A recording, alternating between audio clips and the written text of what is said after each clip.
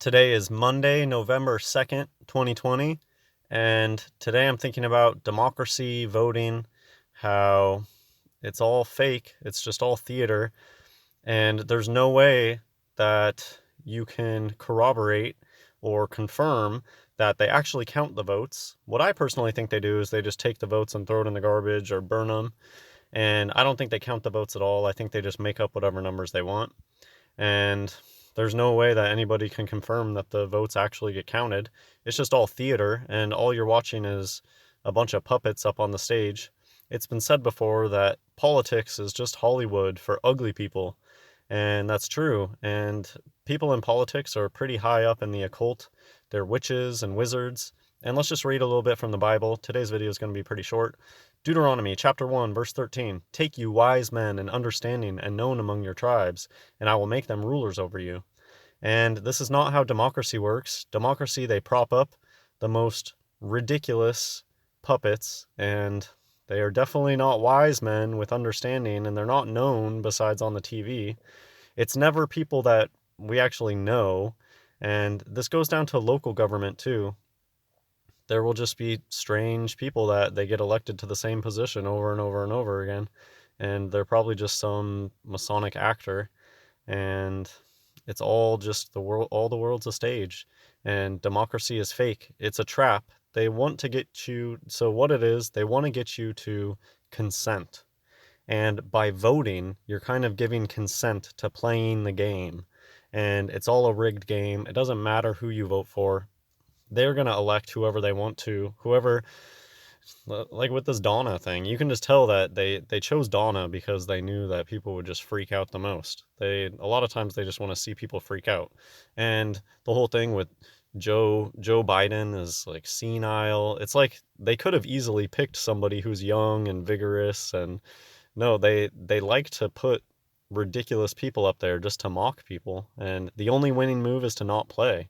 When you vote, you're kind of consenting to it. And so the only winning move is to not play, to not care about it. Presidents don't actually do anything. They're just a figurehead, and none of that stuff matters. People get so emotionally invested into things that they have no control over. And voting is one of those things. They swear up and down that everybody can make a difference, but the truth is that the numbers are fake and everything's rigged, and they probably just burn all the votes. Here's just a chance to talk about Paul for a little bit. Romans chapter 13 starting at verse 1, that's all I'm going to read. There, let every soul be subject unto the higher powers, for there is no power but of God. The powers that be are ordained of God. And I don't really agree with this stuff. I think that Paul said a lot of dangerous things that Jesus didn't say. Did Jesus submit to everybody and do all the little rules? From what I read, Jesus wasn't a rule follower of nonsensical satanic rules.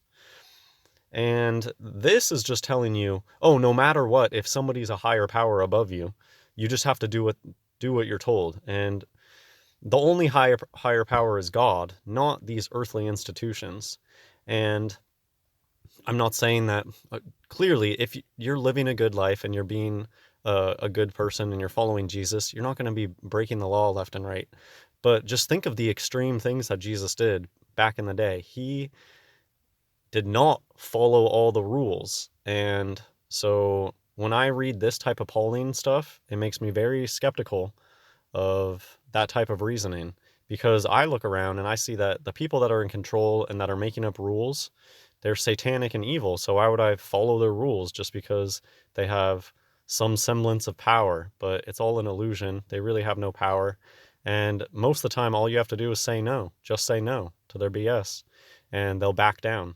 I think a lot about doctors. Doctors are big bullies, and they try to push you into all these things, and they try to make it seem like, oh, your child is going to die because you don't do everything that I say about the vaccines. But all you have to do is say no. And it just reminds me of this somehow. You should not just allow people in positions of power over you to just dictate your life. That's incredibly bad advice, especially today when people in positions of power are satanic and evil. Proverbs chapter 29, verse 2. When the righteous are in authority, the people rejoice, but when the wicked beareth rule, the people mourn.